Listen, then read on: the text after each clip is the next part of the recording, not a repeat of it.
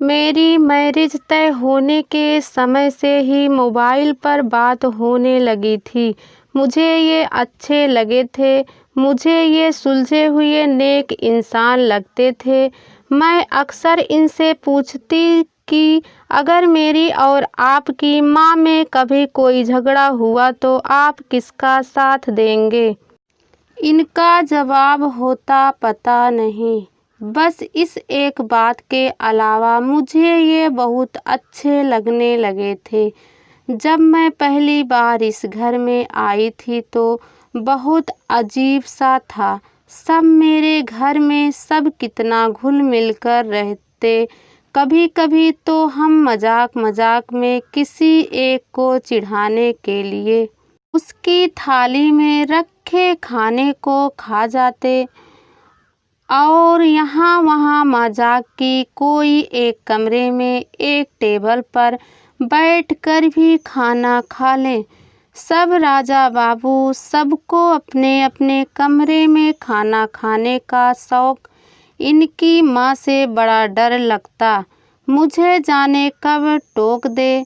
मैं कभी भी सुबह सुबह उठने की आदी नहीं थी, पर यहाँ नियम से जल्दी उठ जाती। एक बार देर से नींद खुली तो देखा कि सासू माँ किचन में नाश्ता बना रही है।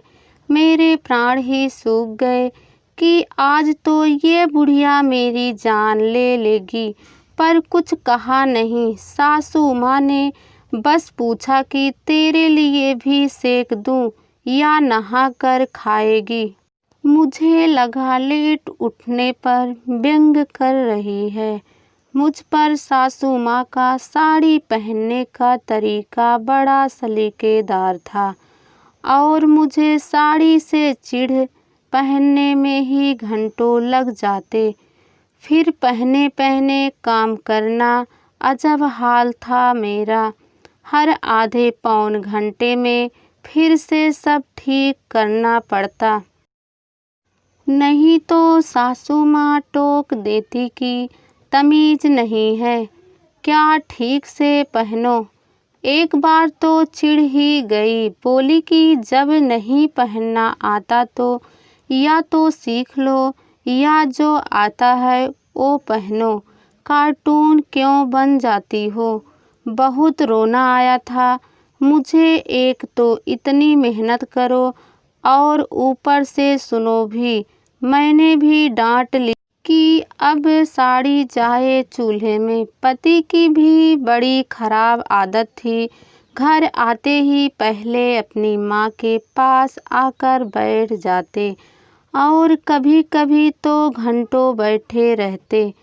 किससे अच्छा लगे कि उसका पति उसके पास नहीं अपनी माँ के पास बैठ जाए। ना जाने क्या खुसुर फुसुर करते दोनों। उस दिन तो मैं चली आई, पर सोचा कि जब खुद ही कह रही तो कल से साथ ही बैठूंगी।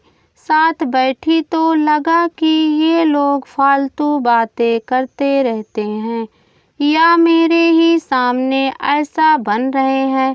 जब मेरे बच्चा होने वाला था तो डरते डरते पूछा था कि बच्चे का क्या नाम रखेंगे। माँ कितना खुश होकर सासू माँ ने जवाब दिया कान्हा, और मैं डर गई। पूछा कि नहीं पाई कि अगर बेटी हुई तो ना जाने क्या क्या सोच सोच कर मैंने वे दिन काटे। और जब मेरे बिटिया हुई तो पिछले 10 दिन से रामायण पढ़ती। माँ की आंख में आंसू देखे थे मैंने, खुशी के थे या दुख के पता नहीं, पर महीनों तक उसकी मालिश इतने जतन से करते देखा तो आज इतने सालों बाद मैं सोचती हूँ कि मैं खुद अपनी सास में माँ को खोजती थी तो क्या मैं खुद बहू की जगह बेटी बन पाई थी। पता नहीं क्यों हम बहुएं अपनी सास में बहू को खोजती हैं। अगर सास मेरी सासू माँ जैसी होती है तो ईश्वर से प्रार्थना है कि मेरी अपनी माँ अपनी बहू के लिए मेरी सासू माँ जैसी बने। दोस्तों, मेरे ख्याल से हर कोई माँ जैसी सास पाने की कामना करती है, लेकिन खुद बहू की जगह बेटी नहीं बन पाती है और उन्हें जीवन भर लगता है कि उनकी सास उन्हें नहीं मानती है।